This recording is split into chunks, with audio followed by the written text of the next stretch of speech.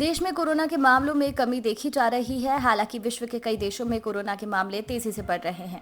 इन देशों में कोरोना के नए मामलों के पीछे ओमिक्रॉन और डेल्टा वेरिएंट से मिलकर बने डेल्टा क्रॉन वायरस को जिम्मेदार बताया जा रहा है। ऐसे में कोरोना की दूसरी लहर में डेल्टा वेरिएंट की तबाही देख चुके भारत के लोगों को भी चिंता सता रही है कि ये वेरिएंट कितना खतरनाक हो सकता है और ये भारत में आकर कितना नुकसान पहुंचा सकता है।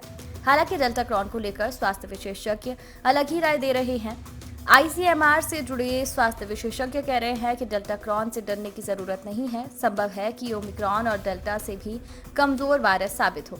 Indian council of medical research के नेशनल चेयर डॉक्टर सीजी पंडित न्यूज 18 से हिंदी से बातचीत में कहते हैं कि हाल ही में इंस्कॉग ने कहा कि उन्हें डेल्टा और ओमिक्रॉन से मिलकर बने वेरिएंट डेल्टा क्रॉन के कुछ संदिग्ध केसेस मिले हैं। हालांकि ये केसेस बहुत कम बताए जा रहे हैं क्योंकि डेल्टा वेरिएंट कोरोना की दूसरी लहर में तबाही मचा चुका है और तीसरी लहर में भारत ओमिक्रॉन का बढ़ता संक्रमण भी देख चुका है। लिहाजा डेल्टा क्रॉन को लेकर लोगों का भयभीत होना लाजमी है। लेकिन अगर वायरस के सिद्धांतों का अध्ययन करें और पुराने मामलों को देखें तो कोई भी रिकॉम्बिनेंट वायरस स्थायी रूप से प्रभावित नहीं हो पाया है। यही वजह है कि नई रिकॉम्बिनेंट डेल्टा क्रॉन को लेकर भी अनुमान है कि ये डेल्टा और ओमिक्रॉन दोनों वेरिएंट से कमजोर हो सकता है।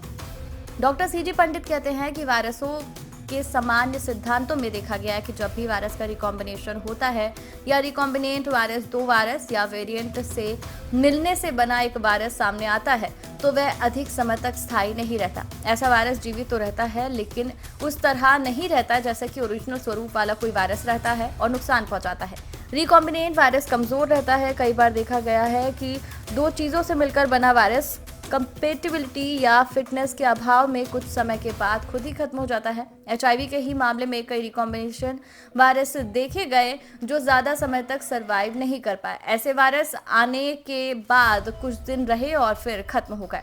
डॉक्टर पंडित कहते हैं कि कोरोना के वायरस में अब डेल्टा क्रॉन सामने आया है। ये भी रिकॉम्बिनेंट वायरस ही है जो डेल्टा और ओमिक्रॉन से मिलकर बना है। इसमें एक हिस्सा डेल्टा से आया है और दूसरा हिस्सा ओमिक्रॉन से आया है। क्योंकि रिकॉम्बिनेंट वायरस में स्पाइक प्रोटीन प्रमुख होता है तो देखा गया है कि डेल्टा क्रॉन में स्पाइक प्रोटीन ओमिक्रॉन से आया है और बाकी हिस्सा डेल्टा का है।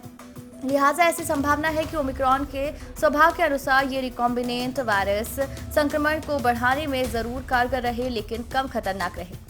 बाकी देशों में बढ़ रहे केसों का भारत पर असर। डॉक्टर सीजी कहते हैं कि फिलहाल जिन देशों में कोरोना के मामले बढ़ रहे हैं उनमें Germany, France, south Korea, Hong Kong आदि देश हैं। अब क्योंकि इनमें वैक्सीन लगवाई जा चुकी है लेकिन वैक्सीन का जो सिद्धांत है वो ये है कि वह संक्रमण को नहीं रोक सकती। अगर कोई भी नया वेरिएंट या रिकॉम्बिनेंट वायरस आता है तो लोग उसकी गिरफ्त में तो आएंगे लेकिन वैक्सीन के चलते अस्पताल जाने से बच जाएंगे। वैक्सीनेटेड लोगों को भी नया वायरस संक्रमित तो करेगा लेकिन मौत से बचाव हो पाएगा।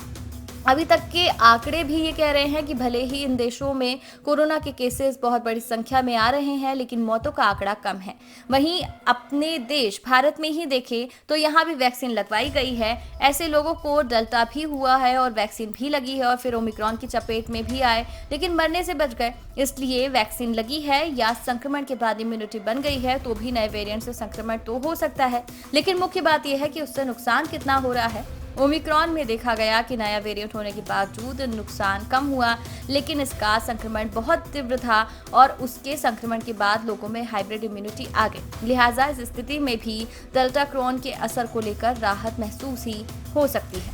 कोरोना और वैक्सीनेशन से जुड़ी जानकारी से अपडेट रहने के लिए हमारे चैनल को सब्सक्राइब कर लीजिए।